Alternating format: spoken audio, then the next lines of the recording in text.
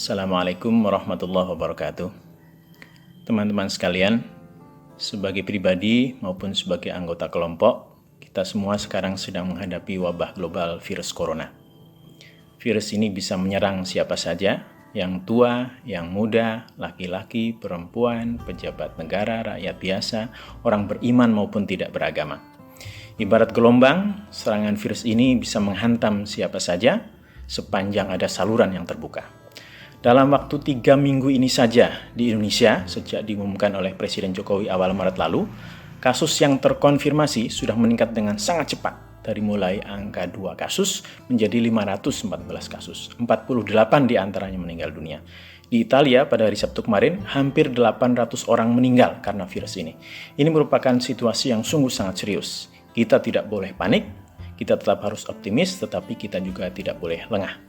Sebagai warga negara, sebagai umat beragama, kita masing-masing punya tanggung jawab. Di antara tanggung jawab yang paling penting mendesak untuk kita lakukan adalah melakukan social distancing. Jangan keluar rumah dulu. Kita bekerja, kita belajar, kita beribadah dari rumah.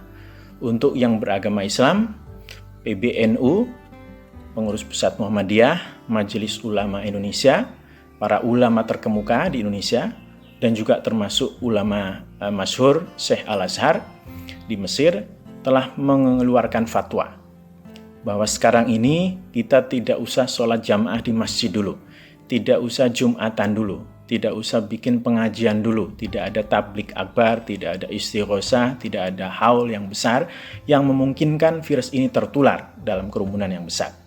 Ini merupakan situasi yang darurat. Jadi kita tidak boleh pakai aturan normal, kita harus punya sense of crisis. Jangan beragama secara letterlek, jangan ngeyel, jangan egois. Mari beragama dengan menggunakan akal. Untuk membentuk akhlak, kita beragama tidak menuruti hawa nafsu. Mari mengikuti anjuran Rasulullah SAW bahwa manusia yang terbaik adalah manusia yang bermanfaat bagi sesamanya. Khairun nas anfa'uhum linnas.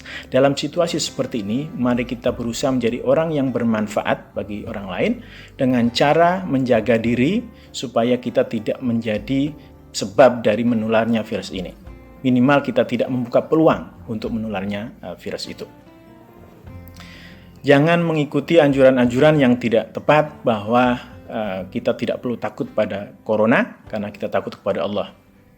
Mati itu takdir, betul.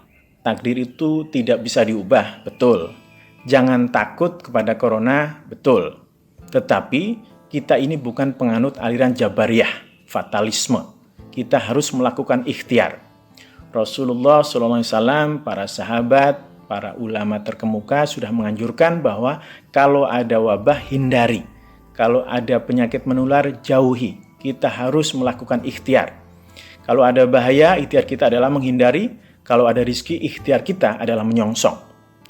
Coba bayangkan, kalau ada anjing gila yang mungkin menularkan rabies, lalu kita lari, apakah itu berarti bahwa kita lebih takut kepada anjing itu daripada takut kepada Allah Subhanahu wa taala? Tentu tidak. Takut kepada Allah dengan waspada pada virus corona mestinya berjalan seiring, karena ikhtiar adalah tanggung jawab kita. Jadi kalau kita takut kepada Allah, mari kita berikhtiar untuk menghindari wabah ini. Itu adalah bentuk takut kepada Allah. Takut kepada Allah dan takut pada corona merupakan dua hal yang sama sekali tidak saling berkaitan. Wabah ini merupakan ujian. Ini adalah ujian kebangsaan, ujian keagamaan, ujian kemanusiaan. Mari kita tetap optimis. Sehingga ketika selesai wabah ini, sebagai bangsa kita menjadi bangsa yang makin kuat, sebagai umat beragama kita menjadi umat beragama yang makin mulia, sebagai manusia kita menjadi manusia yang semakin peduli pada sesama. Mari perkokoh solidaritas. Selain membersihkan masjid dengan disinfektan, jangan lupa kita perhatikan orang-orang di sekitar kita yang mungkin membutuhkan pertolongan, entah yang sakit maupun yang terpaksa harus keluar karena harus memenuhi tuntutan kebutuhan sehari-hari. Apapun latar belakang mereka, kalau kita bisa, mari kita tolong mereka. Kalau kita punya sumbang rumah sakit dengan alat pelindung diri yang sekarang kekurangan di mana-mana, jangan sampai kita justru menimbun sembako. Dan sebagai umat beragama, tentu mari kita perbanyak doa, perbanyak istighfar, perbanyak zikir, mendekat kepada Allah.